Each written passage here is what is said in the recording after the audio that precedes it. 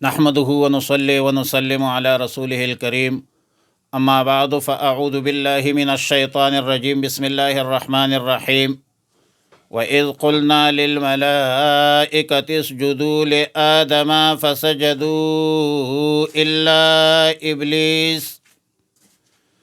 پارہ نمبر 16 سورہ طٰہٰ، رکوع نمبر 7، آیت نمبر 116 تا 119۔ دراصل ہمارا ایمان اور عقیدہ یہ ہے کہ انبیاء علیہم السلام گناہوں سے معصوم ہوتے ہیں، اور بئی مقام آدم علیہ السلام سے جو نسیان ہوئی ہے، بھول ہوئی ہے، گناہ نہیں ہے، لیکن آدم علیہ السلام کے تقرب بلند مرتبہ ہونے کے ناطے، متنبع ہونے کے واسطے اس لغزش کو عصیان کے لفظ سے تعبیر کیا۔ وَإِذْ قُلْنَا لِلْمَلَائِكَةِ اسْجُدُوا، اور جب ہم نے کہا فرشتوں سے کہ اسجدوا لآدم، سجدہ کرو آدم علیہ السلام کو، فسجدوا، پس سجدہ کیا سب فرشتوں نے، الا ابلیس، سوائے ابلیس کے، ابا، انکار کیا،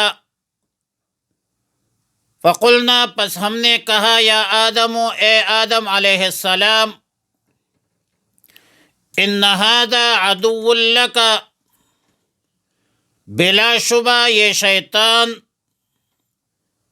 دشمن ہے تیرا، ولزوجک، اور تیری بیوی کا، فلا یخرجنکما، پس وہ نہ نکال دے تم دونوں کو، من الجنت، جنت سے، فتشقی، تم مشقت میں پڑ جاؤ گے، ان لک، بے شک تیرے لیے جنت میں، اللہ تجوع فیہا، کہ تو بھوکا رہے اس میں، یعنی اس میں نہ بھوک ہے، ولا تعر، اور نہ ننگا، وَأَنَّكَ لَا تَظْمَأُ فِيهَا، اور یہ کہ تم پیاسے نہیں رہو گے اس جنت میں، وَلَا تَضْحَىٰ، اور نہ دھوپ میں رہو گے۔ گزشتہ آیتوں میں آدم علیہ السلام کا واقعہ تھا، آیت نمبر 115 میں، اور آخر میں فرمایا فَنَسِيَا وَلَمْ نَجِدْ لَهُ عَزْمًا۔ ظاہر ہے کہ آدم علیہ السلام نے لغزش کی، گناہ تو نہیں تھی، عصیان سے تو تعبیر تقرب کی بنیاد پر کیا ہے، کیونکہ حسنات الابرار سیئات المقربین،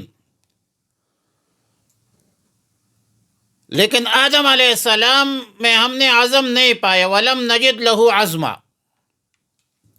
اور اب آیات مذکورہ آیت نمبر 116 میں فرمایا کہ وَإِذْ قُلْنَا لِلْمَلَائِكَةِ اسْجُدُوا لِآدَمَ فَسَجَدُوا إِلَّا إِبْلِيسَ أَبَىٰ۔ آدم علیہ السلام کی تخلیق کے بعد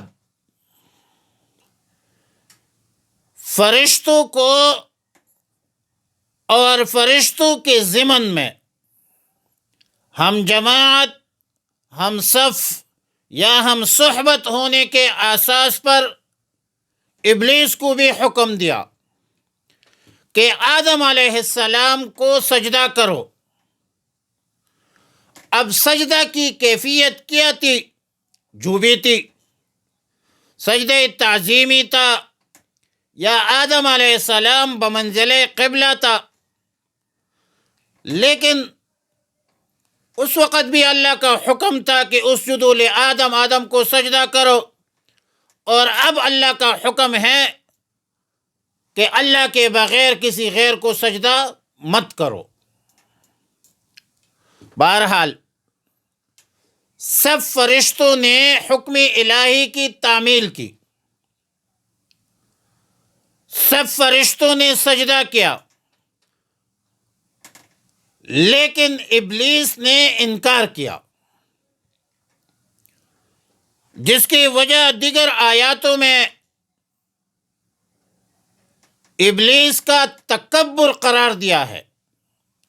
ابا واستکبر وکان من الکافرین، اور تکبر یہی تھی کہ خلقتنی من نار وخلقتہ من طین، شیطان نے کہا کہ میں آگ سے بنا ہوں اور آدم علیہ السلام مٹی سے بنا ہوا ہے، اور آگ بقول ان کے، آگ مٹی کی بنسبت افضل ہے اور اشرف ہے،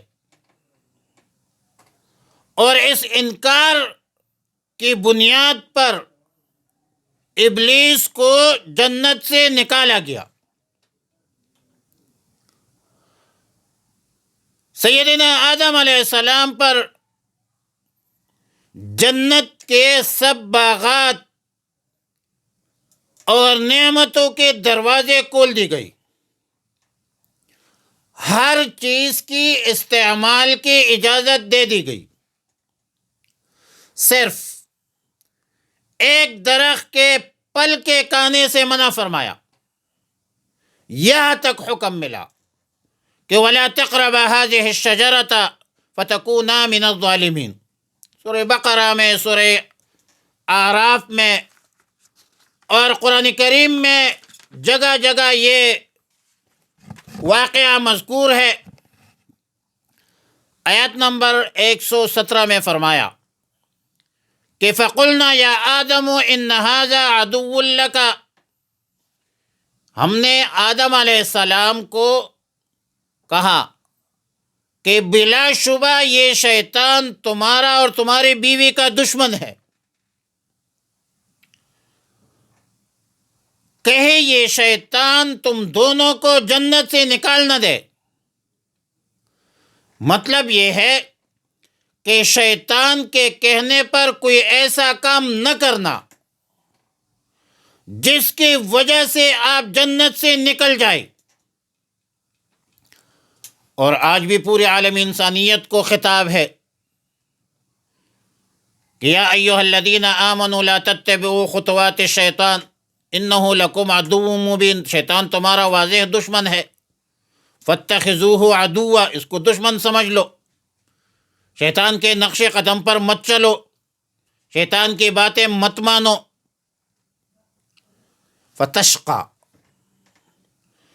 تشقا شقاوت سے ہے، اور یہ لفظ دو معانی کے لیے استعمال ہوا کرتا ہے، ایک ہے شقاوت اخروی اور ایک ہے شقاوت دنیاوی۔ بئی مقام فتشقا میں شقاوت دنیاوی مراد ہے، جسمانی مشقت مراد ہے، کیونکہ پہلا معنی شقاوت بدبختی کے معنی پر اگر ہو تو کسی عام مسلمان کے لیے بھی آپ یہ لفظ استعمال نہیں کر سکتے، کہ جائے کہ آپ سیدنا آدم علیہ السلام کے لیے آپ یہ لفظ استعمال کریں۔ اس لیے امام فرا رحمہ اللہ تعالی نے اس شقاوت کے بارے میں فرمایا کہ ہوا ایاکل من کد یدیہ، کہ آپ اپنی ہاتھوں سے، اپنی محنت سے خوراک حاصل کرو گے، اپنی محنت سے آپ کو خوراک اور ضروریات زندگی حاصل کرنی پڑے گی. قذا فی القرطبی. مطلب یہ ہے کہ جنت سے نکلنے کی صورت میں ضروریاتی زندگی کے لیے خود مشقت کرنی پڑے گی، اور ضروریاتی زندگی کے پلر عمود جو ہے، ستون، وہ 4 ہے. زندگی کی ضروریات 4 ہے: کھانا، پینا، لباس اور مسکن، مکان، جو بھی کہے آپ، رہائش. جنت میں تو یہ سب چیز ہے: کھانا، پینا، لباس، مسکن، بلا کسب اور اکتساب کے، بغیر محنت اور مشقت سے ملتی تھی. اور جنت سے نکلنے کی صورت میں یا نکالنے کی صورت میں یہ سب نعمتیں سلب ہو جائے گی، افریقہ ختم ہو جائے گا. امام قرطبی رحمہ اللہ الباری فرماتے ہیں کہ آدم علیہ السلام نے زمین پر جب تشریف لایا تو جبرائیل امین نے جنت سے کچھ گندم کے دانے دی، اس کو کاٹو، روٹی بنا لو، سب کاموں کا طریقہ سلیقہ سکھلایا، سمجھایا. یہاں تک کہ بعض روایات میں ہے کہ آدم علیہ السلام نے روٹی پکانے کے بعد بیٹھے تھے کہ روٹی ہاتھ سے چھوٹ گئی، پہاڑ کے نیچے لڑک گئی. آدم علیہ السلام اس کی پیچھے چلے اور بڑی محنت کر کے واپس لائے.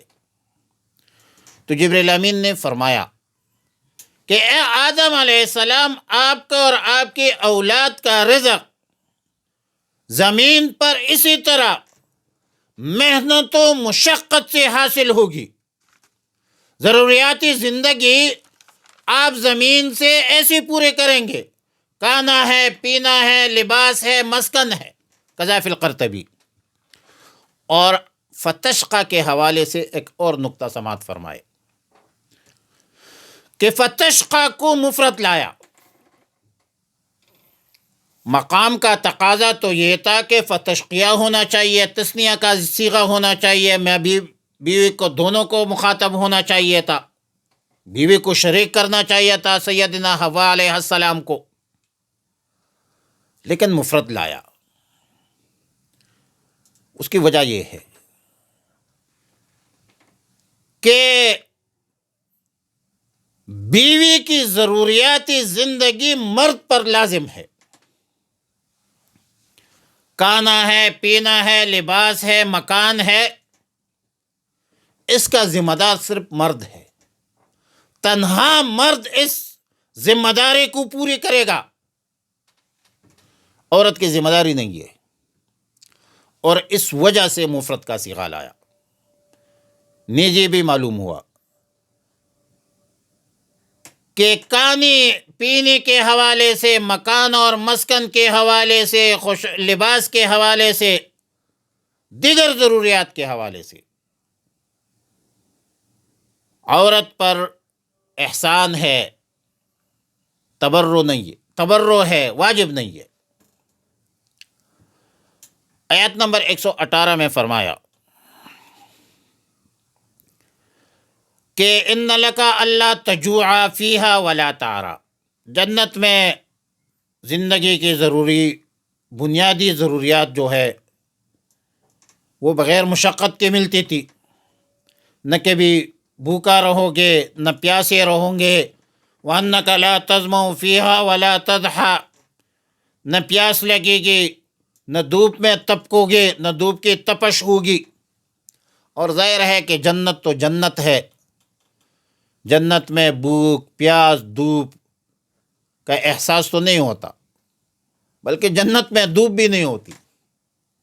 جنتی لوگ تو وَظِلٍّ ممدود میں رہیں گے، وہ اللہ کی نعمتوں میں رہیں گے. اور وَلَكُمْ فِيهَا مَا تَشْتَهُونَ. یشتہون، جو آپ ادھر مانگیں گے وہ آپ کو مل جائے گا. سبحانک اللہم و بحمدک نستغفرک و نتوب الیک و صلی اللہ علی النبی الامی الکریم۔